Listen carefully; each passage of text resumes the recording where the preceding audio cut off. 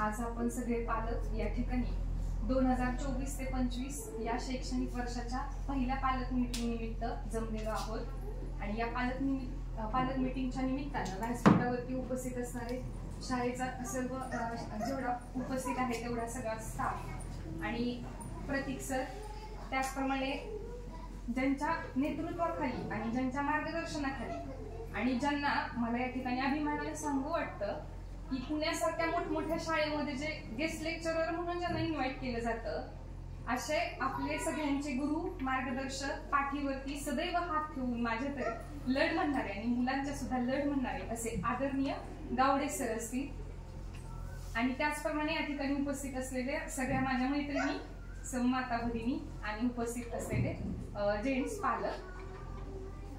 मला या ठिकाणी एक अनुभव म्हणजे सांगायचा आहे शाळेचा की माझी मणिकर्णिका म्हणजे जे नवीन पालक आहेत त्यांच्यासाठी ती नर्सरीमध्ये होती आता, मणिकर्णिका गावडे. आता ती LKG मध्ये जाईल. तर म्हणजे माझं वक्तृत्वावरती खूप जास्त भर आहे, सरांना माहिती आहे. मला असं वाटायचं की आतापासूनच नाही का आपण टीव्ही मध्ये बघतो डान्स इंडिया डान्स सारखे कार्यक्रम बघतो किंवा इतर, त्यामध्ये ती छोटी छोटी मुलं बघून खरंच त्यांचं खूप कौतुक वाटतं आणि मग वाटतं की बाबा आपली सुद्धा मुलं अशा प्रकारे तयार व्हावी, कारण की आपण सुद्धा त्या दिशेने जर का मुलांना देऊ करण्याचा प्रयत्न केला तर निश्चितच तिथपर्यंत जातील. तिथपर्यंत नाही बरोबर 2 पावलं तरी मागं पण जातील. मणिकर्णिकाच्या बाबतीत सांगायचं म्हणजे मी तिला आईची एक कविता शिकवलेली. मला असं वाटायचं तिने ती स्टेजवर म्हणावी, परंतु नाहीच काही केलं ती तयारच होत नव्हती म्हणायला. तर क्लासमध्ये पण सोरटे मिसने खूप सहकार्य केलं. क्लासमध्ये पण त्यांनी म्हणून घेण्याचा खूप प्रयत्न केला. घरी थोडंफार म्हणून दाखवायची, परंतु वर्गात नाहीच, अजिबातच नाही. एकदा दोनदा मी आले तेव्हा प्रतीक सर क्लासमध्ये आले तर तिने रडायला सुरुवात केली. नाहीच म्हणतच नव्हती कसलीच. हळूहळू हळूहळू जरा म्हणजे गुरुजनांचं पण बघा किती हे असतं. त्यांनी इतकं सोरटे मिसनी पण तिला हे करून घेतलं की 26 जानेवारीच्या दिवशी ती सगळ्या शाळेपुढं आणि सगळ्या पालकांच्या समोर तिने 3 मिनिटाची ती कविता अगदी न चुकता म्हणून दाखवली. तर मला त्या गोष्टीचा फार अभिमान वाटला. म्हणजे सांगायचंय मला ह्या शाळेनं खूप देऊ केलेला आहे गेल्या 10-12 महिन्यापासून. मला आणखी थोडीशी सर एक म्हणजे नाराज तुम्ही होऊ नका, पण संगीताबद्दल मला आणखीन एकदा बोलायचंय तुम्हाला, कारण काही मुलांची आवड असते गायनाची, काहींची पेटी वाजवायची, तबला वाजनाची. सरांचं तर त्या बाबतीत मनात आहे. सरांच्या एक शिक्षक पण आले होते ऐकून, परंतु काहीतरी प्रॉब्लेम झाला. तर ह्या वर्षी जे ते क्लब आहेत ना त्याच्यावरती आणखी जरा भर देऊन एक मार्क मला वाटतं अकॅडमिक मध्ये कमी मिळाला ना तरी चालेल, कारण माझ्यावरून मी बघते 10वी पर्यंत पैकीच्या पैकी मार्क सगळे म्हणजे प्रत्येक वेळी पहिला नंबर. त्यानंतर डिप्लोमा केला, डिग्री केली त्यात पण पहिला नंबर, मास्टर ऑफ इंजिनिअरिंग केलं त्यात पण पहिला नंबर. पण कंपनीत जाऊन काम करायचं आणि हे ती मेंटॅलिटीच नाही माझं, हेच वक्तृत्वावरती. मग मला आता असं ह्या स्टेजला येऊन असं वाटतं की जर का मी खरंच ह्याच कलेवरती आणखी भर दिला असता म्हणजे ते वाया तर गेलं नाही, शिक्षण कधीच वाया जात नाही, परंतु ते जे टेक्निकल नॉलेज घेतलं मी त्याचा जेवढा यूज नाही झाला तेवढं जर मी साहित्य क्षेत्रामध्ये आणखी जरा हे केलं असतं भरीव कार्य, तर आज आणखी जरा मला जास्त प्रगती करायला भेटली असती त्या क्षेत्रामध्ये असं मला वाटतं.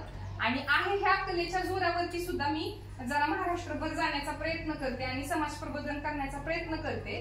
हे मी एक समाजकार्य करावं असं वाटतं आणि समाजकार्य केलं जातंय माझ्याकडून, ह्यात मला समाधान वाटतं. म्हणजे काही थोडं का नाही खालीचा वाटा उचलला जातोय. म्हणजे मला सांगायचं एवढंच की एक कला प्रत्येक विद्यार्थ्याच्या अंगी आहे. सरांनी तर सांगितलंच, कुणाला गायनाची आवड आहे, कुणाला डान्सची, कोण उत्कृष्ट खेळाडू बनू शकतो, कोण उत्कृष्ट धावपटू बनू शकतो, कोण पैलवान पण बनू शकतो. म्हणजे मला सांगायचं एवढंच की त्या विद्यार्थ्याच्या अंगचे गुण आपण आतापासूनच ओळखूयात. पालकांची सुद्धा तेवढीच जबाबदारी आहे आणि त्या एका छंदावरती जास्त काम करूयात. अकॅडमिक वर तर करायचंच आहे, परंतु त्या छंदावरती जास्त काम करायचं आणि त्यासाठी पालकांचं सुद्धा तितकंच सहकार्य महत्वाचं आहे. आणि शिक्षण ही अशी उंच इमारत आहे की तिचं बांधकाम हे कधीच संपत नाही. शिक्षण ही अशी उंच इमारत आहे, तिचं बांधकाम कधीच संपत नाही आणि माणूस आयुष्यभर विद्यार्थी दशेतच असतो. आणि विद्यार्थ्यांना जर का खऱ्या अर्थानं सर्वांगीण विकास विद्यार्थ्यांचा जर कोण करत असेल तर पहिले गुरु असतात आई वडील आणि तितकेच महत्वाचे दुसरे गुरु असतात ते म्हणजे शाळेतले शिक्षक. कारण आईच्या पोटीच मुली गर्भरूपाने जीव राहिला, आईशीच एकरूप होऊन तो जीव बाहेर पडला, जणू काय तिचाच होऊन बाहेर पडला. बाहेर आल्यावर त्याचा लहानपणीचा सगळा वेळ आई वडिलांच्या सानिध्यात जातो. तो आईजवळ हसतो, खेळतो, आईजवळ खातो, पितो, उठतो, झोपतो, झोपी जातो. आईजवळ त्याची उडबस जी आहे ना ती सुरू असते. खरी शिक्षण मंत्री आई असते. परंतु तरी सुद्धा मुलांना त्याच्यानंतरचा जो आयुष्यामध्ये येणारा महत्वाचा टप्पा आहे, आज जरी आपण आपल्या मागचं आठवलं तर आपली शाळा जी आहे ना ती आपल्या आयुष्यामध्ये एक महत्वाचा रोल प्ले करते हे आपल्याला माहिती आहे. कारण शाळा ही देशाच्या सर्वांगीण विकासाचे प्रवेशद्वार आहे.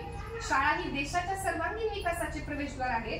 क्षणाक्षणाला शिकणे ह्याचं नाव असतं शिक्षण, किंवा एखादी गोष्ट पुन्हा पुन्हा करणे ह्याचंच नाव असतं अभ्यास. आणि हे ज्ञान संपादन करण्यासाठी आपण मुलांना ते संपादित करून घेण्यासाठी प्रयत्नांची पराकाष्ठा केली पाहिजे. कारण प्रयत्न हे रत्न आहे आणि ते देवापेक्षाही मोठे आहे. देवा सकट सर्व काही मिळवून देण्याचे सामर्थ्य ना हे प्रयत्नात आहे, फक्त प्रयत्नात. आणि मला या ठिकाणी अत्यंत अभिमानाने सांगावंसं वाटतं की ज्ञान हे धनापेक्षाही उत्तम आहे.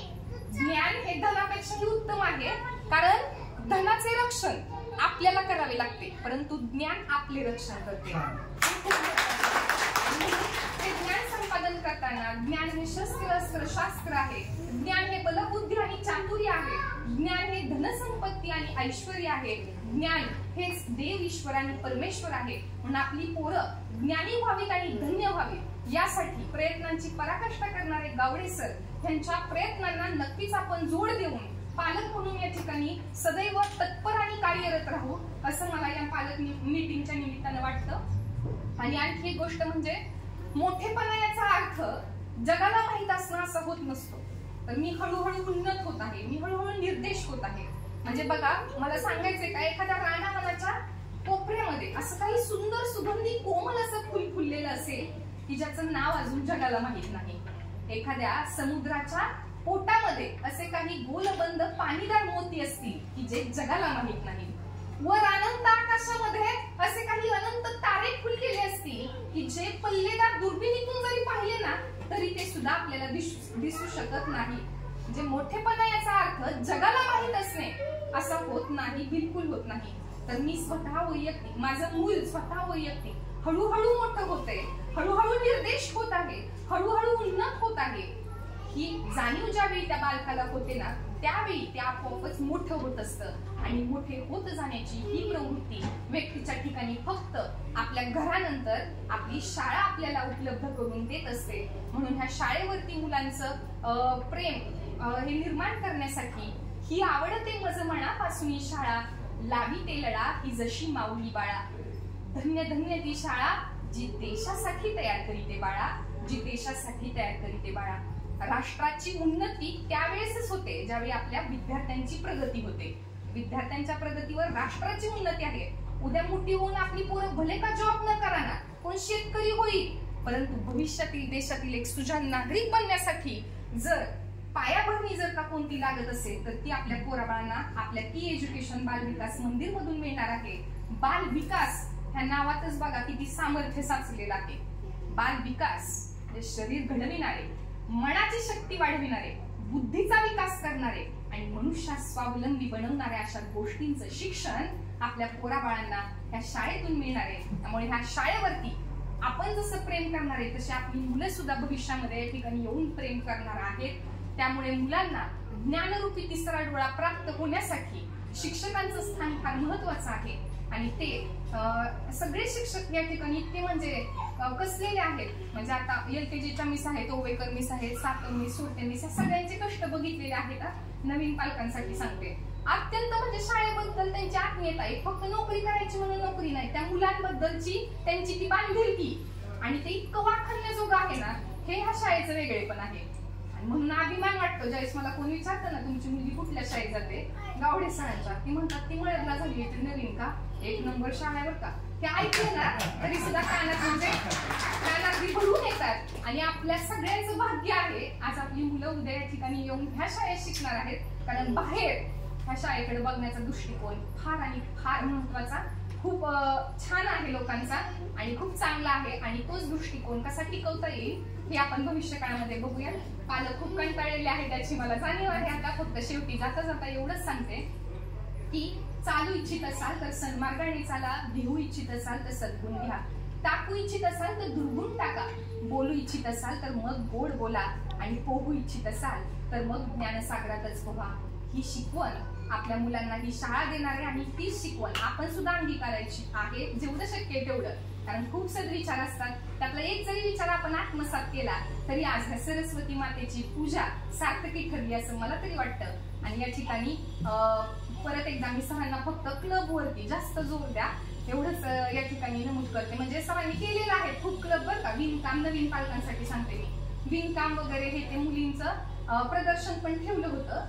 परंतु आणखी म्हणजे कारण की ते छंद त्यावरतीच मुलांचं आयुष्य नंतरचं डिपेंड आहे. कारण मी ह्या स्टेजला येऊन सांगते अभ्यासापेक्षा सुद्धा ते महत्वाचं आहे. कारण तुमच्या शाळेमध्ये तर बाकीची वळणं तर मुलांना सर्वांगीण विकास तर होणार आहे हे मला माहिती आहे, फक्त तो जो छंद आहे ना त्या विद्यार्थ्यांचा त्यासाठी पालकांनी महत्वाचं सहकार्य करावं. उद्या कोण MPSC चमकेल, कोण काय, कोण आणखी राष्ट्रीय लेवलला काहीतरी जाईल आणि त्यावेळी ई एज्युकेशन बालविकास मंदिर ज्युनियर कॉलेज गुणवडी आणि गुणवडी परिसरातल्या गावांचं नाव नक्कीच भारताच्या नकाशावर रोशन झाल्याशिवाय राहणार नाही. ही ग्वाही मी या ठिकाणी देते आणि थांबते. धन्यवाद.